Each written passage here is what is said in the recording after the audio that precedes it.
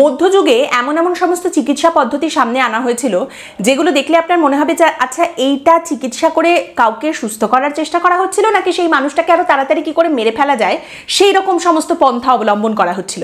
মানে এটা মেডিসিন না ম্যানস্লটার, দুটো একদম হ্যান্ড ইন হ্যান্ড পাশাপাশি চলতো।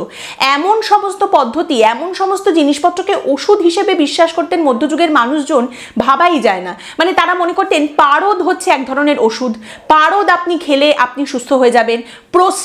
প্রস্রাবকে ওষুধ হিসেবে দেখা হতো।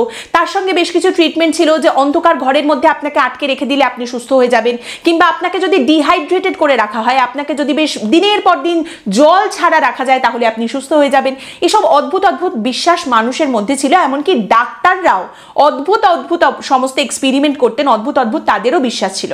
যেমন এই মধ্যযুগের, আমি বলছি ধরুন 1400 শতাব্দীর কথা, সেই সময় ডাক্তারদের মধ্যে একটা বিশ্বাস তৈরি হয় যে আমাদের শরীরের ভেতরে যদি রক্ত ঢোকানো যায়, যে কোনো মানুষের রক্ত, মানে আমি অসুস্থ, কোনো একজন সুস্থ মানুষের রক্ত যদি ঠিক যে পথে খাবার আমাদের শরীরের ভেতরে ঢোকে সেই পথে যদি রক্তটাও আমাদের শরীরে ঢুকিয়ে দেওয়া যায় তাহলে আমরা সুস্থ হয়ে যাব।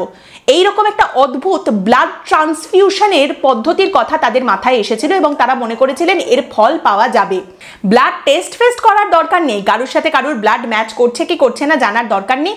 আমি অসুস্থ, একটা সুস্থ মানুষের রক্ত আমার শরীরে ঢুকিয়ে দিলেই আমি বেঁচে যাব, আমি সুস্থ হয়ে যাব। এবং খুব জনপ্রিয়ভাবে জানা যায় এই পদ্ধতি প্রথম যার উপরে এক্সপেরিমেন্ট করা হয়েছিল বা যিনি ভীষণ খুশি হয়ে নিজেই ওয়েলকাম করেছিলেন যে আমার ওপরে এই পদ্ধতি তোমরা এক্সপেরিমেন্ট করো, পরীক্ষা করে দেখো, আমাকে সুস্থ করো, তিনি হচ্ছেন পোপ ইনোসেন্ট দ্য এইথ, অষ্টম pope innocent. Apparently pope innocent এতটাও ইনোসেন্ট একেবারেই ছিলেন না। তিনি মানুষটা খুব একটা ভালো ছিলেন না। চার্চের মধ্যে তিনি প্রচণ্ড পলিটিক্স করতেন, প্রচুর মহিলাদের সঙ্গে তার অবৈধ সম্পর্ক ছিল, তার প্রচুর অবৈধ সন্তান ছিল এবং চার্চের বড় বড় পদ তিনি বিক্রি করতেন। তোমাকে এই পদটা দিয়ে দেবো, তার জন্য তুমি আমাকে টাকা দাও, কাটমানি নিতেন বেসিক্যালি। সো এই পোপ ইনোসেন্ট দ্য এইথ বা অষ্টম পোপ ইনোসেন্ট তিনি একটা সময় প্রচণ্ড অসুস্থ হয়ে পড়েন, একেবারে তিনি মৃত্যু যায় এবং কিছু ডাক্তারেরা তাকে গিয়ে এই অদ্ভুত ব্লাড ট্রান্সফিউশনের গল্পটা বলে যে দেখুন দাদা, এইরকম ভাবে রক্ত যদি আপনার শরীরে ঢুকিয়ে দেওয়া যায় আপনি কিন্তু বেঁচে যাবেন। আমি জানি না পোপকে তারা ভ্যাম্পায়ারে পরিণত করতে চাইছিলেন কিনা, ভ্যাম্পায়ার হলেও বোধহয় পোপ ইনোসেন্ট দ্য এইথ যেরকম মানুষ ছিলেন খুব একটা অখুশি তিনি হতেন না। এবার অষ্টম পোপ ইনোসেন্ট তো সঙ্গে সঙ্গে রাজি, হ্যাঁ হ্যাঁ অবশ্যই চলো রক্ত নিয়ে এসো, আমার শরীরে ঢোকাও, আমাকে সুস্থ করো, আমাকে তো বেঁচে থাকতে হবে অবশ্যই করে। এবং জানা যায় যে অষ্টম পোপ ইনোসেন্ট একজন ইহুদি ডাক্তারকে নিয়ে এসেছিলেন এই কাজটা করার জন্য। এইবার এরপর নানা রকম থিওরি সামনে উঠে আসে।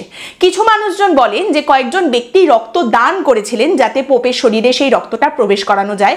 কিছু মানুষ বলেন কেউ রক্ত দান ফান করেননি, কয়েকজন মানুষকে জাস্ট খুন করা হয়েছিল এবং তাদের শরীর থেকে রক্ত বের করে নিয়ে আসা হয়েছিল পোপের শরীরে ঢোকানোর জন্য।